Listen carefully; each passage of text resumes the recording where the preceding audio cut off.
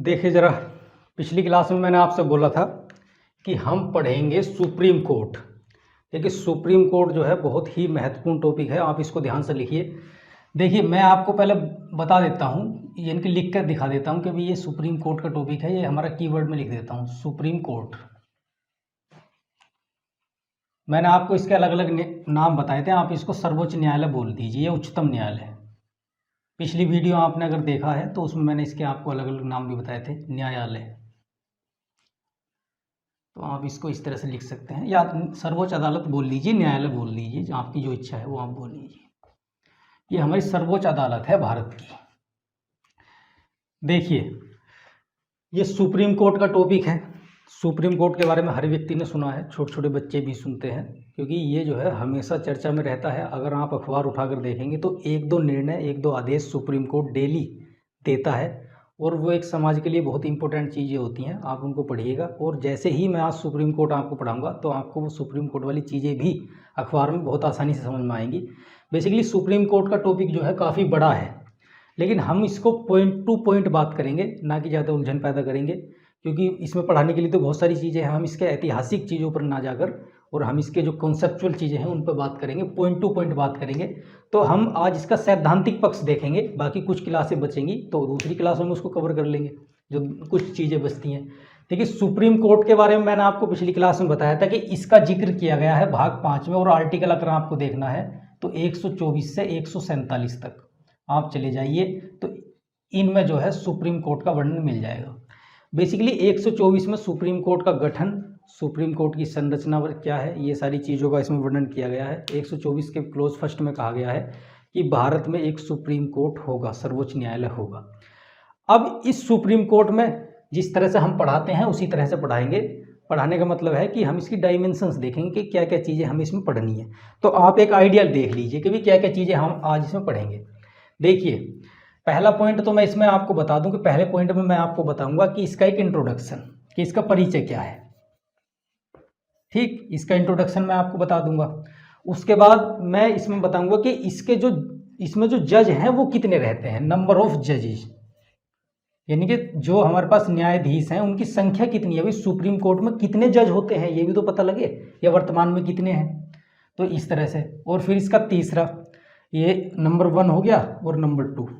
और अगर हम तीसरा देखें कि भी सुप्रीम कोर्ट में जज जो होते हैं तो उनकी नियुक्ति कैसे होती है, नियुक्ति का मतलब या फिर उनकी योग्यताएं क्या है, तो हम देख लेंगे कि भी सुप्रीम कोर्ट के जो जज बनने लायक लोग कौन हो सकते हैं, एलिजिबिलिटीज़, यानी कि उनकी योग्यताएं क्या हैं। सुप्रीम कोर्ट के जज बनने के लिए क्या क्या योग्यताएं होनी चाहिए। जैसा आप फॉर्म भरते हैं दरोगा का तो ग्रेजुएशन होना चाहिए, तो इसी तरह से जज बनने के लिए क्या होना चाहिए। ठीक है जी। अब देखो नंबर 4 पर हम क्या देखेंगे, अगर उनकी एलिजिबिलिटी है तो उनको नियुक्ति कैसे मिलती है, अपॉइंटमेंट। तो ये हो गया हमारे पास अपॉइंटमेंट। तो हम अपॉइंटमेंट के बारे में देख लेंगे कि भाई इन लोगों का सिलेक्शन होता कैसे है, फिर ये चीज़ें देखेंगे। अब नंबर 5 पे मान लीजिए उनका सिलेक्शन हो भी गया तो फिर क्या हो कि भी वो व्यक्ति शपथ भी लेंगे। तो हम कहेंगे टेक ओथ, या ओथ आप लिख लीजिए कि शपथ कैसे, OATH ये तो होता है टेक ओथ, यानी कि वो व्यक्ति जो है शपथ कैसे लेंगे। और अगर उन्होंने शपथ ले ली तो उनका कार्यकाल क्या होगा। तो छठे नंबर पर हम कार्यकाल देख लेंगे, टेंसर बोलते हैं इसको, या फिर टाइम पीरियड आप बोल लीजिए, या फिर इनको उनकी टर्म बोल लीजिए, इनका कार्यकाल कितना है। आप 7 नंबर यहाँ लिख लेते हैं, ठीक है, जगह कम पड़ेगी। अगर इनका कार्यकाल हमने देख लिया तो फिर हम देखेंगे कि इनकी सैलरी कितनी होती है, सैलरी भी तो लेते हैं ना ये, तो आप इनकी सैलरी, इनकी तनख्वाह कितनी होती है, कि भी कितना वेतन मिलता है आखिरकार, लोग सोचते हैं सुप्रीम कोर्ट के जज को। अब उसके बाद हम देखेंगे कि भी इन्होंने इनकी सैलरी वैल्यू देख ली, तो हम फिर देखेंगे कि भी इनका रिमूवल प्रोसेस, कि सुप्रीम कोर्ट के जज को हटाया कैसे जाता है, रिमूवल। तो आप इनकी हिंदी भी लिखते रहिए, मैं साथ साथ बोल रहा हूँ। और एक नंबर 9 पर फिर हम इसका इंपॉर्टेंट चीज़ देखेंगे, इनकी पावर कितनी है, जजों की पावर और सुप्रीम कोर्ट की पावर। देखिए उनका परिचय क्या है, नंबर ऑफ जज कितने होते हैं, कितनी संख्या जजों की होती है, एलिजिबिलिटी उनकी योग्यताएं क्या हैं। फिर उसके बाद देखेंगे कि इनकी नियुक्ति कैसे होती है, कौन व्यक्ति इनको नियुक्त करता है। उसके बाद टेक ओथ, यानी कि शपथ कैसे लेते हैं। उसके बाद उनका कार्यकाल कितना है। उसके बाद क्या करेंगे, हम उनकी सैलरी देखेंगे कि भी कितने लाख मिलता है इनको। उसके बाद हम इनका रिमूवल देखेंगे कि अगर जो इनको हटाने की जरूरत पड़ेगी, कोई जज सही काम नहीं कर रहा तो उसको हटाया कैसे जा सकता है, वो देखेंगे। फिर लास्ट में देखेंगे इसका जो इम्पोर्टेंट पार्ट है, यानी कि इसकी पावर्स क्या हैं, कि कितनी शक्ति सुप्रीम कोर्ट को हमारे देश में है, वो चीज़ें देखेंगे। तो एक एक करके पढ़ते हैं। शुरू में हम पढ़ेंगे इंट्रोडक्शन, इसका परिचय। तो मैं इसको रफ कर देता हूँ, आप चाहो तो इसका एक फोटो ले लीजिए।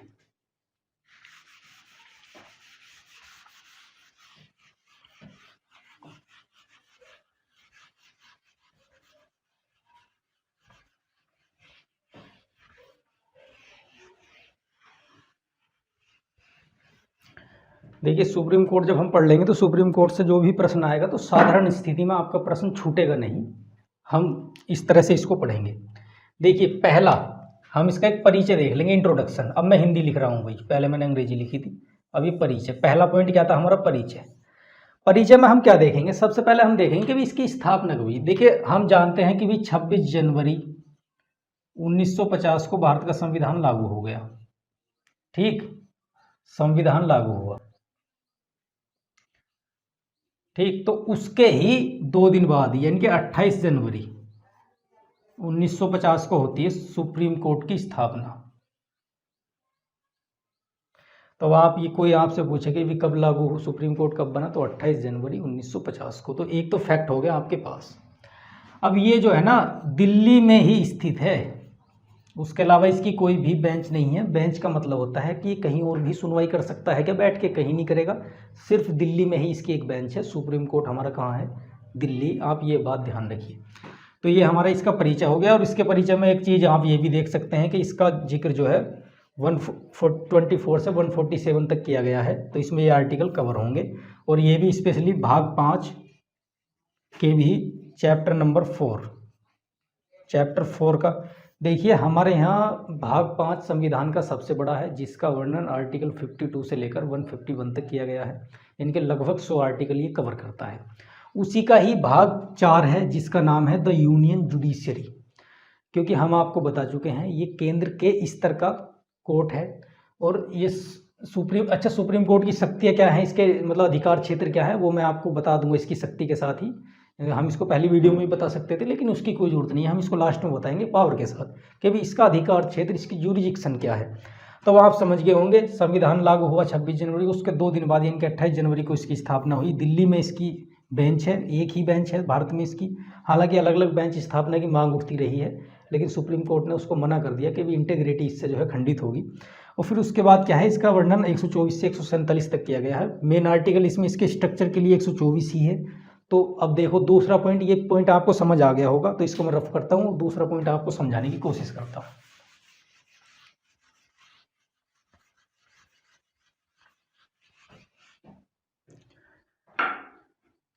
देखिए, दूसरा पॉइंट क्या है, दूसरा पॉइंट है हमारे पास नंबर ऑफ जजेज, यानी कि जजों की संख्या, न्यायाधीशों की संख्या। कि भी सुप्रीम कोर्ट में कितने जज होते हैं ये तो पता लगे। देखिए, मैं इसमें ज़्यादा चीज़ें नहीं बताऊंगा आपको, आप स्पष्टली सुन लीजिए। देखिए, जब ये आर्टिकल 124 में कहा गया है, यानी कि हमारे ओरिजिनल कॉन्स्टिट्यूशन में, मूल संविधान में कहा गया था कि भी जजों की संख्या जो है ना 8 होगी। जजों की संख्या 8 होगी। 8 का मतलब है कि इसमें एक जज तो होगा सीजेआई, एक तो सीजेआई होगा। सीजेआई का मतलब है चीफ जस्टिस ऑफ इंडिया, इनके भारत का मुख्य न्यायाधीश, एक तो मुख्य न्यायाधीश होगा। और बाकी 7 होंगे अन्य जज, 7 अन्य जज होंगे। तो आप समझिए कि मूल संविधान में ये कहा गया था कि भी भारत के सुप्रीम कोर्ट में 8 जज होंगे टोटल, जिसमें एक मुख्य न्यायाधीश होगा, बाकी 7 अलग जज होंगे। लेकिन ये भी कहा गया था साथ साथ कि संसद अगर चाहे तो अपनी शक्ति का इस्तेमाल करके इन जजों की संख्या को घटा नहीं सकती, लेकिन बढ़ा सकती है। तो संसद ने ऐसा 5 से 6 बार किया। तो वर्तमान में कितने जज हैं वो देख लीजिए। तो वर्तमान में संसद ने अपनी शक्ति का इस्तेमाल किया और जजों की संख्या बढ़ा के 8 से सीधे कितनी कर दी, बीच बीच में हालांकि बढ़ते रहे हैं, ठीक, क्योंकि इससे पहले 31 थे, लेकिन अब सीधे 34 कर दिए उसने। तो अब आपसे कोई पूछे कि जजों की संख्या कितनी है, 34 है, जिसमें एक क्या है, एक तो सीजेआई है, यानी कि एक तो मुख्य न्यायाधीश है, और हमारे पास जो 33 जज है वो अन्य दूसरे जज हैं। ठीक है जी। तो 33 हमारे पास दूसरे जज हैं और 34 जो है हमारे पास टोटल है, यानी कि एक मुख्य न्यायाधीश को मिलाकर और 33 अन्य जजों को मिलाकर टोटल जजों की संख्या सुप्रीम कोर्ट में कितनी है? 34 है, ये ध्यान रखिए। तो नंबर ऑफ जजेज जो है हम यहीं देख लेते हैं, जजों की संख्या होगी ये। ठीक, बीच में इसका प्रोसेस चला काफ़ी, लेकिन हम उससे बचना चाह रहे हैं कि क्यों बिना वजह हम दूसरी चीज़ों को देखें, क्या फ़ायदा, क्योंकि हमें देखना है कि भी किस तरह के क्वेश्चन आएंगे और किन चीज़ों को हम कवर कर सकते हैं। तो अब देखेंगे तीसरे नंबर पर। देखिए तीसरे नंबर पर है कि योग्यताएं, जजों की योग्यताएं क्या है, कि भी कौन लोग जज बन सकते हैं। देखिए जजों की योग्यताएं में मैंने जब आपको पढ़ाया था ना अटॉर्नी जनरल ऑफ इंडिया, तो मैंने आपको अटॉर्नी जनरल ऑफ इंडिया में इससे पहले टॉपिक में मैंने आपको बताया था कि भारत का अटॉर्नी जनरल वही व्यक्ति बन सकता है जो सुप्रीम कोर्ट का जज बनने की योग्यता रखता हो। मैंने आपको उसमें 3 कंडीशन बताई थी, वही 3 कंडीशन ये है, क्योंकि अगर जो कोई व्यक्ति सुप्रीम कोर्ट का जज बन सकता है तो वो अटॉर्नी जनरल भी बन सकता है। सेम योग्यताएं हैं। क्या योग्यताएं हैं? देखिए सबसे पहली बात तो भारत का नागरिक होना ही चाहिए, ये कंपलसरी है। और मैंने आपको बताई थी कि 3 योग्यताओं में से कम एक होनी चाहिए, एक कम से कम। जैसे पहली, या तो वो होना चाहिए उसने 5 साल तक जो है ना सुप्रीम कोर्ट में जज रहा हो, वो हाई कोर्ट में, सॉरी, तो वो 5 साल तक हाई कोर्ट में, हाई कोर्ट यानी कि किसी हाई कोर्ट में जज के पद तक कोई व्यक्ति रहा है और वो भारत का नागरिक है। ये कंडीशन तो होनी ही चाहिए और इन तीनों में से एक होनी चाहिए, तो वो जज बन सकता है। या फिर उसने 10 साल वो किसी हाई कोर्ट में वकील रहा हो, हाई कोर्ट में क्या रहा हो, ये वकील, तो ये। या फिर वो राष्ट्रपति के नज़र में कानून का जानकार हो, इसे हम डिस्टिंग्विश्ड ज्यूरिस्ट यानी कि पारंगत विधिवेत्ता या अधिवेत्ता बोलते हैं। तो आप इस शब्द का इस्तेमाल कर सकते हैं, पारंगत, अधिवेत्ता, अधिवेत्ता आप लिखिए, इसको विधिवेत्ता लिखिए। देखिए 3 कंडीशन है। भारत का नागरिक तो कोई व्यक्ति होना ही चाहिए। अगर कोई व्यक्ति 5 साल तक सुप्रीम हाई कोर्ट में जज रहा है तो वो व्यक्ति भी जो है सुप्रीम कोर्ट का जज बन सकता है। अगर कोई व्यक्ति 10 साल तक उसने हाई कोर्ट में या एक से अधिक हाई कोर्ट में, कभी मुंबई हाई कोर्ट में चला गया, कभी गोवा चला गया, कभी कहीं, तो एक से अधिक हाई कोर्ट में या एक ही हाई कोर्ट में अगर 10 साल तक उसने वकालत की है तो वो व्यक्ति भी सुप्रीम कोर्ट का जज बनने के योग्य है। या फिर वो राष्ट्रपति की नज़र में एक डिस्टिंग्विश्ड ज्यूरिस्ट, इसका मतलब है कि वो पारंगत यानी कि कानून का अच्छा जानकार होना चाहिए। अगर राष्ट्रपति को ऐसा लगता है तो उस व्यक्ति को भी जज के रूप में नियुक्त कर सकते हैं। हालांकि इसका प्रोसेस क्या है वो हम देखेंगे, इसमें सुप्रीम कोर्ट को ज़्यादा शक्ति मिली हुई है।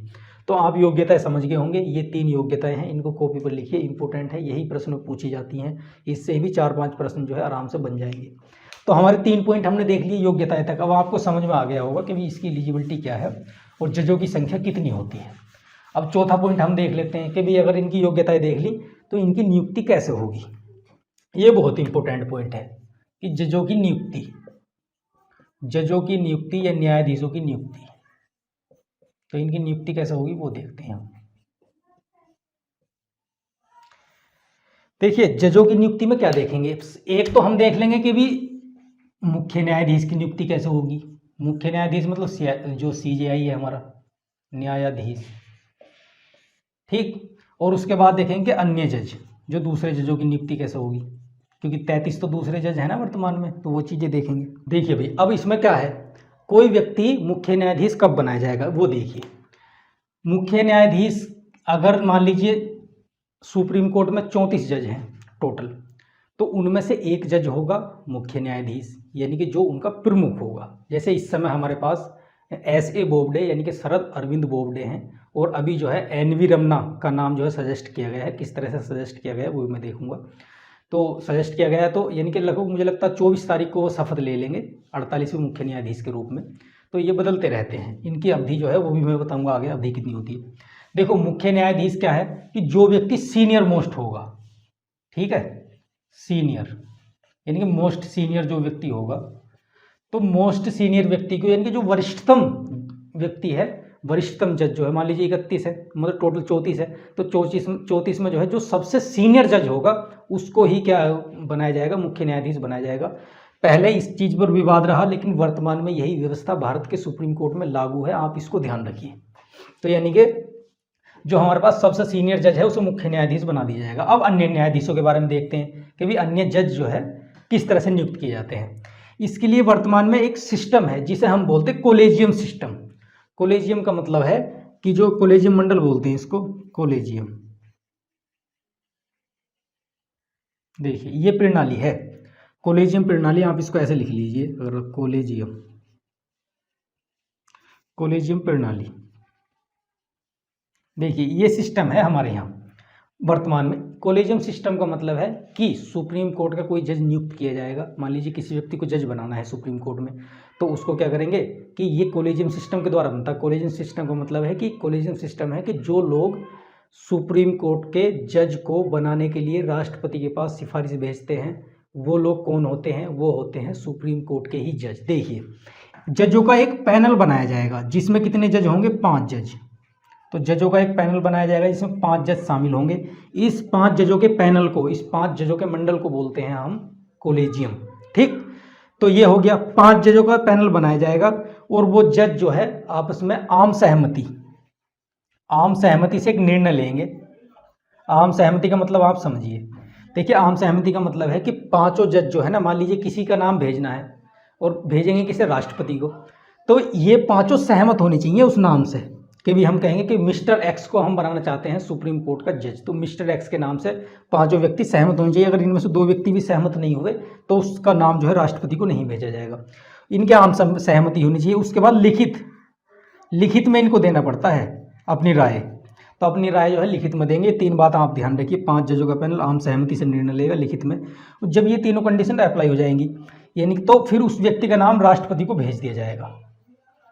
ठीक, और ध्यान रखना इस पैनल में मुख्य न्यायाधीश भी होगा, इसकी अध्यक्षता मुख्य न्यायाधीश करेगा। और मुख्य न्यायाधीश की राय का उतना ही महत्व होगा जो अन्य न्यायाधीशों की राय का है, ये ध्यान रखिए, अलग से ज़्यादा महत्व नहीं है। तो आप ध्यान रखना इसमें क्या है कि भी 5 जजों का एक पैनल बैठेगा, वो किसी के नाम को सजेस्ट करेगा, राष्ट्रपति के पास भेज देगा, राष्ट्रपति उस व्यक्ति को जज बना देगा। ये है जजों की नियुक्ति की प्रक्रिया सुप्रीम कोर्ट में। और मुख्य न्यायाधीश तो आपको पता ही है, सीनियोरिटी के हिसाब से नियुक्त किया जाता है। इनके जो सबसे वरिष्ठतम जज सुप्रीम कोर्ट में होगा वही मुख्य न्यायाधीश के पद पर बैठेगा। तो यह जजों की नियुक्ति की प्रक्रिया है। देखो पॉइंट नंबर 5 में क्या है कि शपथ कैसे लेंगे ये लोग। देखिए शपथ कौन दिलवाएगा? राष्ट्रपति, ये ध्यान रखिए एक तो पॉइंट। और शपथ में क्या होता है कि शपथ में 2 ही चीज़ें देखनी होती है कि कौन व्यक्ति दिलवाता है और क्या शपथ में लेते हैं। देखिए शपथ में ये क्या कहते हैं कि संविधान के प्रति सच्ची श्रद्धा और निष्ठा, ये बोलते हैं ये अपने शपथ ग्रहण समारोह के दौरान, ये शपथ लेने के दौरान संविधान के प्रति सच्ची श्रद्धा रखूंगा और निष्ठा रखूंगा, ये बोलते हैं। और अपने कर्तव्यों का ईमानदारी से निर्वहन करूंगा, ये भी ध्यान रखते हैं, कर्तव्यों का ईमानदारी से निर्वहन करूंगा। भारत की एकता अखंडता, ये इंपॉर्टेंट वर्ड है, भारत की एकता अखंडता को बनाए रखूंगा। एकता अखंडता यानी कि यूनिटी एंड इंटेग्रिटी, तो ये शब्द अपने मतलब शपथ में बोलते हैं और राष्ट्रपति उनको शपथ दिलाता है, ये ध्यान रखिए। देखिए कार्यकाल के बारे में देख लेते हैं हम, तो आप 6 नंबर देख लीजिए, इनका कार्यकाल क्या है। तो कार्यकाल इनके कितने दिन तक ये अपने पद पर बने रह सकते हैं। देखिए कार्यकाल में ये क्या करते हैं कि इनका कार्यकाल 65 वर्ष की उम्र में ये रिटायर हो जाते हैं। कोई सा भी जज हो, चाहे मुख्य न्यायाधीश हो, चाहे दूसरा जज हो कोई। उसके अलावा इनकी मिनिमम एज तो कुछ है नहीं, मिनिमम एज जो है इनकी कुछ नहीं कि भी कितनी एज होनी चाहिए इनकी नियुक्ति के लिए, लेकिन आम सहमति है कि भी 55 साल का होना ही चाहिए वो व्यक्ति। तो 55 साल से कम में कोई व्यक्ति सुप्रीम कोर्ट का जज नहीं बनेगा, ये ध्यान रखिए। दूसरी चीज, अगर वो अपना इस्तीफा भी दे सकते हैं।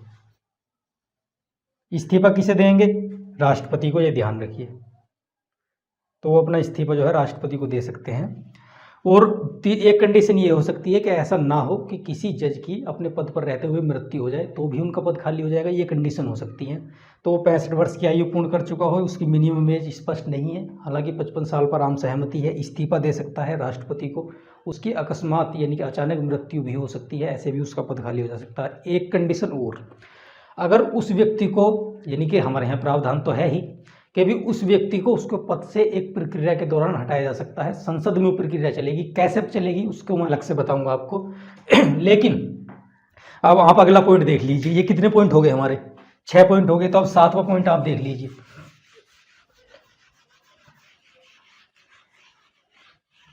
देखिए 7वां पॉइंट में अब आपको जिज्ञासा होगी कि इनकी सैलरी यानी कि इनका वेतन क्या होता। देखिए इनका वेतन आप 7 पॉइंट में लिख दिया है, तो इनका वेतन कितना होता।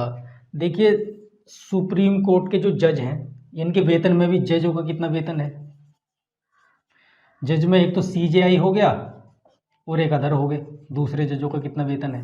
देखिए CJI का वेतन हमारे यहाँ बढ़ा के 1 लाख से कर दिया गया है, 1 लाख से बढ़ा के सीधा कर दिया गया है, 2,80,000 हो गया अभी ये। तो आप देख लीजिए कि भी, और इनका वेतन क्या है 90,000 था पहले, हालांकि ये समय समय पर बढ़ता रहा है, तो 90,000 से 2,50,000 कर दिया गया है। ठीक, तो अब कोई आपसे पूछे कि भी सुप्रीम कोर्ट के मुख्य न्यायाधीश का वेतन कितना है, तो 2,80,000 रुपये है महीने का पर मंथ। और जो हमारे पास अदर जज हैं, जो दूसरे अन्य जज बचे सुप्रीम कोर्ट के मुख्य न्यायाधीश के अलावा, तो उनका वेतन जो है 2,50,000 रुपये, यानी कि 2.5 लाख रुपये प्रति माह उनको वेतन के रूप में मिलता है। उसके अलावा अगर वो उनको क्या मिलते हैं, मतलब तमाम तरह की चिकित्सा सुविधाएं मिलती हैं, उनको मेडिकल सर्विस मिलती है, ठीक है जी, चिकित्सा सुविधाएं भी मिलती हैं, और ट्रैवलिंग के लिए उनको खर्चा मिलता है, ठीक है नहीं, उनको आवास भी मिलता है रहने के लिए, तो उनको आवास भी मिलता है, और उसके अलावा उनको टेलीफोन की सर्विस भी मिलती है, तो टेलीफोन की सर्विस मिलती है, आवास मिलता है। उसके बाद उनको मिलती है पेंशन कितनी मिलेगी, यानी कि जो उसके अंतिम माह में जितना उसका वेतन है, मान लीजिए अंतिम माह में उस व्यक्ति, वो आदमी रिटायर हुआ 2,50,000 तनख्वाह के साथ, 2,50,000 तनख्वाह के साथ वो रिटायर हुआ, तो उसकी जो पेंशन होगी 1,25,000 रुपये प्रति माह उसकी पेंशन आती रहेगी। तो ये चीज़ें थी सुप्रीम कोर्ट के बारे में। अब 8वां पॉइंट हमारा क्या आया, 8वें पॉइंट में हम पढ़ेंगे कि उस जो सुप्रीम कोर्ट के न्यायाधीश हैं उनको उनके पद से कैसे हटाया जाता है, तो ये हम नेक्स्ट क्लास में देखेंगे। तो आज की क्लास को आप ध्यान से देखिए, बहुत इंपॉर्टेंट है, और अगर इसमें कोई भी मिस्टेक या आपको कोई चीज़ें नज़र आ रही हैं तो आप कमेंट बॉक्स में लिख के बताइए, ताकि हम उन चीज़ों का ध्यान रखें। क्योंकि जब कोई मिस्टेक होती है तो उसका पता नहीं लगता, या तो हम जानबूझकर कर रहे होते हैं, या फिर बाई मिस्टेक वो हो ही जाती है कि भी पता नहीं लगता हम लिख कुछ रहे हैं या पढ़ा रहे हैं। तो इस तरह से मिस्टेक होना वाजिब है, ये होती ही जाती है, लेकिन कोई भी मिस्टेक है तो आप बताइएगा, और कंसेप्ट आपको कैसा लगा वो भी आप बताना। और तो आप रेगुलर वीडियो देखते रहिए, तो मुलाकात होगी सुप्रीम कोर्ट के अगले सेगमेंट के साथ, यानी कि इनके जज को हटाया कैसे जाता है। ये तो इसका प्रोसेस हम देखेंगे, संसद में प्रोसेस चलता है, और ये इम्पीचमेंट यानी कि महाभियोग से कैसे अलग है, जो हमने आपको राष्ट्रपति वाले टॉपिक में पढ़ाया था, तो उसमें भी एक अंतर क्रिएट आप कर पाएंगे। तो मिलते हैं फिर नेक्स्ट क्लास के साथ। Thank you.